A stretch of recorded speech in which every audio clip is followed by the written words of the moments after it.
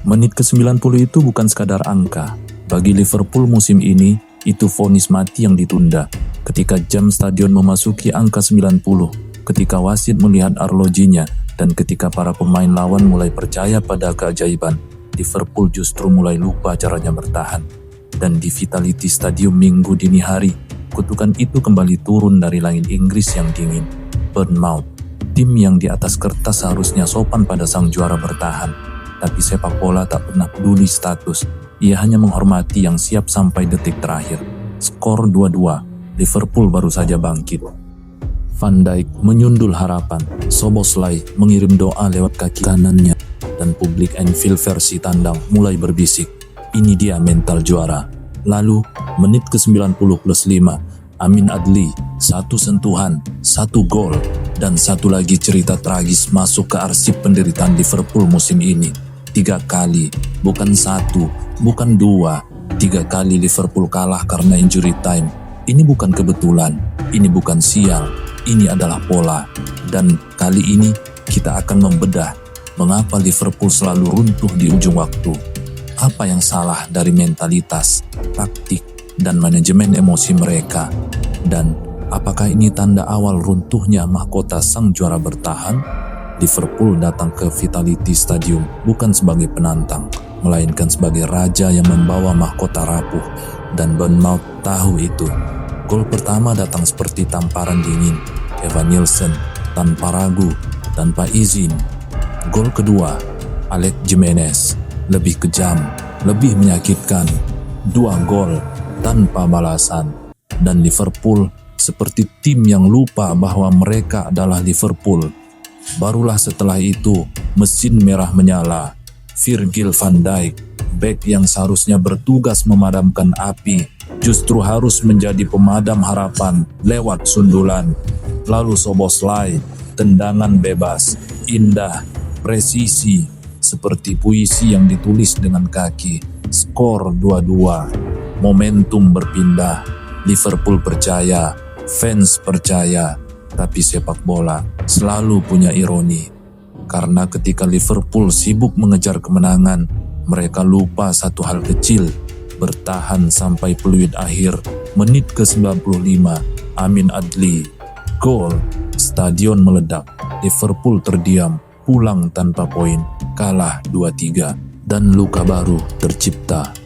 Menurut Opta, kekalahan dari Bournemouth ini adalah yang ketiga musim ini bagi Liverpool karena goal injury time. 3 kali, paling banyak sepanjang sejarah mereka di Liga Inggris. Crystal Palace, menit ke-90 plus 7, Eddie Nketiah. Chelsea, menit ke-90 plus 5, Estevao. Bournemouth, menit ke-90 plus 5, Amin Adli. Pola waktunya sama, pola lukanya sama, dan reaksinya juga sama. Panik, pasif, dan terlambat. Ini bukan soal stamina semata, ini soal manajemen emosi di saat paling genting. Tim besar seharusnya tahu satu hukum sepak bola. Menit akhir bukan waktu bermain cantik, tapi waktu bertahan dengan harga diri. Liverpool justru sebaliknya. Mereka masih ingin menyerang, masih ingin dominan, dan lupa bahwa satu kesalahan kecil bisa jadi vonis permanen. Secara struktur Liverpool tetap agresif, garis pertahanan tinggi, transisi cepat. Tapi di menit akhir, itu berubah menjadi bumerang. Fullback terlalu naik, gelandang terlambat turun, dan bek tengah dipaksa memadamkan kebakaran sendirian.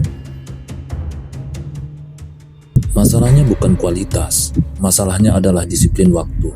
Arne Slot atau siapapun di pinggir lapangan harusnya tahu, 5 menit terakhir itu bukan tentang filosofi, tapi tentang survival. Terkadang, sepak bola perlu pragmatis, dan Liverpool musim ini terlalu idealis di saat yang salah. Juara bertahan seharusnya dingin, tenang, tak tergesa, tapi Liverpool terlihat seperti tim yang takut kehilangan, alih-alih tim yang siap mengunci kemenangan. Ada rasa cemas, ada bahasa tubuh ragu, ada kepanikan kolektif, dan lawan mencium itu. Bournemouth mencium itu, Palace mencium itu, Chelsea mencium itu. Karena di Liga Inggris, ketika kamu terlihat ragu, kamu akan dihukum. Kekalahan ini membuat Liverpool tertahan di 36 poin dari 23 laga, Manchester United 35 poin, Chelsea 34 poin. Mereka belum main sampai video ini dibuat. Satu malam, satu pertandingan, dan Liverpool bisa turun peringkat. Sementara Bournemouth naik ke posisi 13, menggeser Tottenham dari underdog menjadi penulis tragedi. Liverpool belum hancur, belum runtuh, tapi mereka retak, dan retakan kecil jika dibiarkan akan jadi kehancuran besar.